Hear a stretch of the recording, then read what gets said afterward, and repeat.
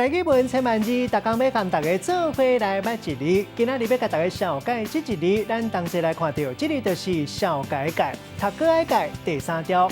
古早台语字典解说这个解有过长的意思，咱讲是解在，意思就是伫倒位。另外，这个解嘛有伫中央牵引传达的意思，像咱讲介绍。若是讲一个人较独立、较孤僻，咱讲伊是孤解。啊，若关怀，有人讲是介怀，这个介嘛有正界意思，像讲虾啊、毛蟹、金马这有壳的动物，咱讲是介糖，嘛有人讲是介族。带大家做伙来小解这两个词。头一个读做介在，意思就是伫倒位，像讲做代志敢会成功，介在看一个人敢有坚持，唔惊困难。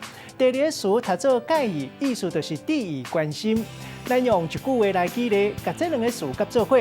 比如讲，有人认为社会要和谐，上主要就是介在大家人敢会互相介意、互相体谅、较关心，安尼社会就会搁较美好。今仔日小解这一字读做解，提供予观众朋友来参考。